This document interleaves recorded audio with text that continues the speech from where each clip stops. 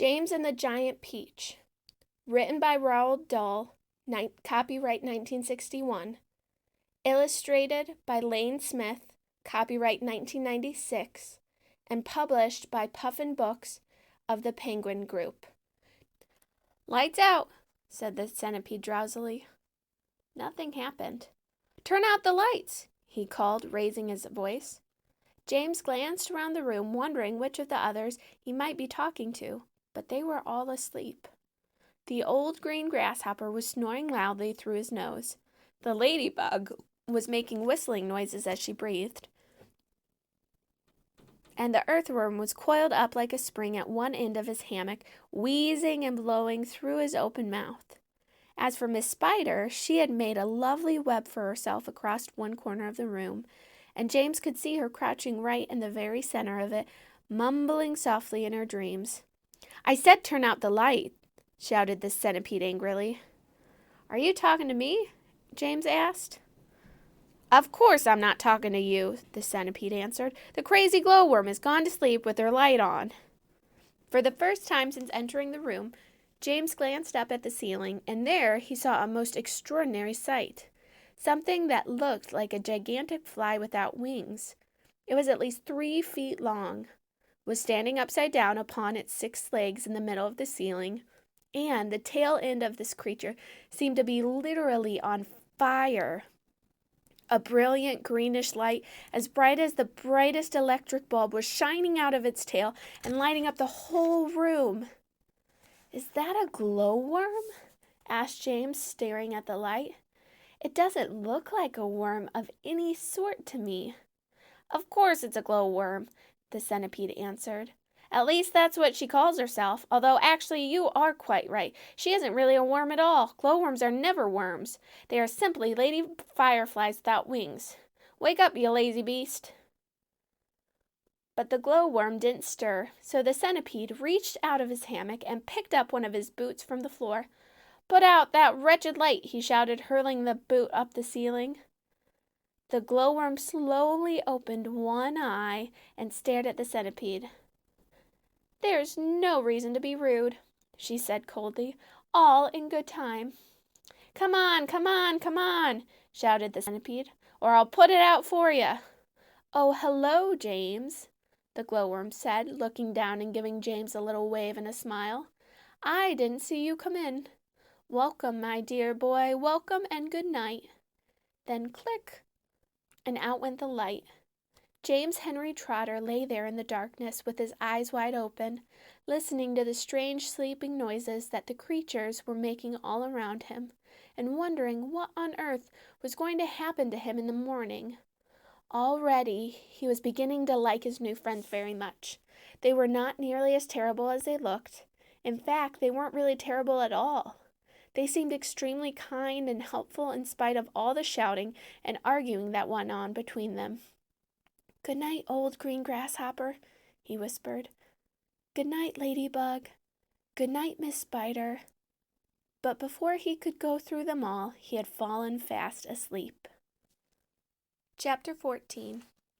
"We're off," someone was shouting. "We're off at last." James woke up with a jump and looked about him. The creatures were all out of their hammocks and moving excitedly around the room. Suddenly, the floor gave a great heave, as though an earthquake were taking place. "Here we go," shouted the old green grasshopper, hopping up and down with excitement. "Hold on tight." "What's happening?" cried James, leaping out of his hammock. "What's going on?"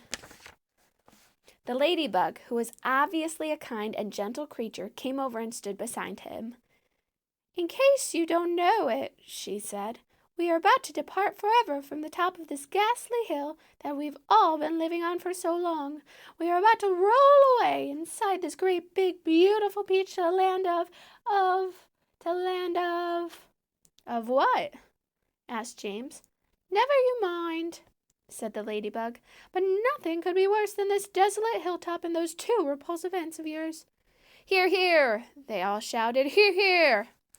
"You may have not noticed it," the ladybug went on, But the whole garden, even before it reaches the steep edge of the hill, happens to be on a steep slope, and therefore the only thing that has been stopping this peach from rolling away right from the beginning is the thick stem attaching to the tree.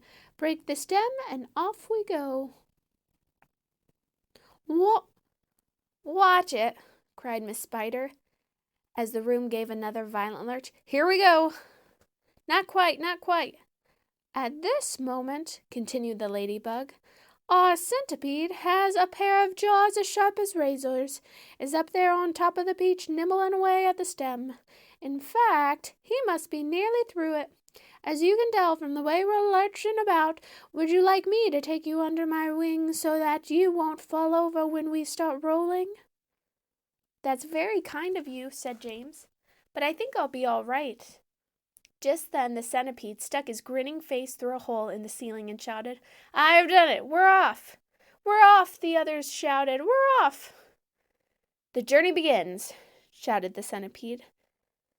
"And who knows where it will end," muttered the earthworm. "If you have anything to do with it, can only mean trouble." "Nonsense," said the ladybug. "We are now about to visit the most marvelous places and see the most wonderful things. Isn't that so, centipede?" "There is no knowing what we shall see," cried the centipede.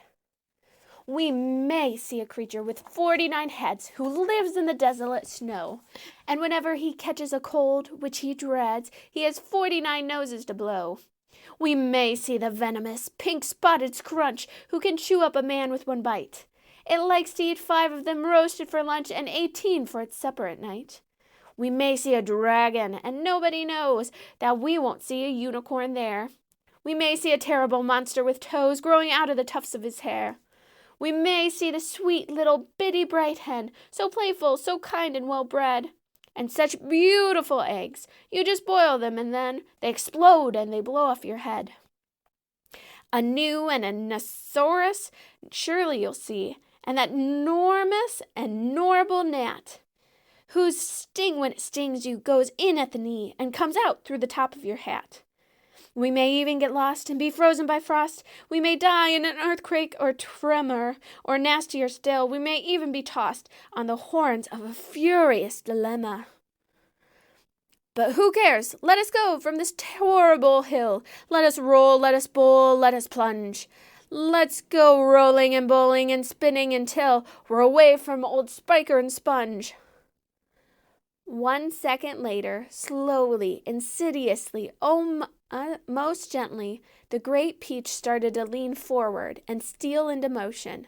The whole room began to tilt over, and all the furniture went sliding across the floor and crashed against the far wall. So did James and the ladybug and the old green grasshopper and Miss Spider and the earthworm, also the centipede who had just come slithering quickly down the wall. Chapter 15. Outside in the garden at that very moment, Aunt Sponge and Aunt Spiker had just taken their places at the front gate, each with a bunch of tickets in her hand, and the first stream of early morning sightseers were visible in the distance climbing up the hill to view the peach. We shall make a fortune today," Aunt Spiker was saying. "Just look at all these people." "I wonder what became of that horrid little boy of ours last night," Aunt Sponge said. "He never did come back in, did he?" "He probably fell down in the dark and broke his leg," Aunt Spiker said. "Or his neck, maybe," Aunt Sponge said hopefully. "Just wait until I get my hands on him," Aunt Spiker said, waving her cane. "He'll never want to stay out all night again. By that time I've finished with him. Good gracious me, what's that awful noise?" Both women swung around to look. The noise, of course, had been caused by the giant peach, crashing through the fence that surrounded it, and now gathering speed every second. It came rolling across the garden toward the place where Aunt Sponge and Aunt Spiker were standing. They gaped. They screamed. They started to run. They panicked. They both got it in each other's way. They began pushing and jostling each of them was thinking only about saving herself. Aunt Sponge, the fat one, tripped over a box that she'd brought along to keep the money in, fell flat on her face. Aunt Spiker immediately tripped over Aunt Sponge and came down on top of her. They both lay on the ground, fighting and clawing and yelling and struggling frantically to get up again. But before they could do this, the mighty Peach was upon them. There was a crunch, and then there was a silence. The Peach rolled on, and behind it, Aunt Sponge and Aunt Spiker lay ironed out upon the grass as flat and thin and lifeless as a couple of paper dolls cut out of a picture book. Chapter 16. And now the Peach had broken out of the garden and was over the edge of the hill, rolling and bouncing down the steep slope at a terrific pace. Faster and faster and faster it went, and the crowds of people who were climbing up the hill suddenly caught sight of this terrible monster plunging down upon them, and they screamed and scattered to right and left as it went hurtling by. At the bottom of the hill, it charged across the road, knocking over a telegraph pole and flattening 2 parked automobiles as it went by. Then it rushed madly across about 20 fields, breaking down all the fences and hedges in its path. It went right through the middle of a herd of fine Jersey cows, and then through a flock of sheep, and then through a paddock full of horses, and then through a yard full of pigs, and soon the whole countryside was a seething mass of panic-stricken animals stampeding in all directions.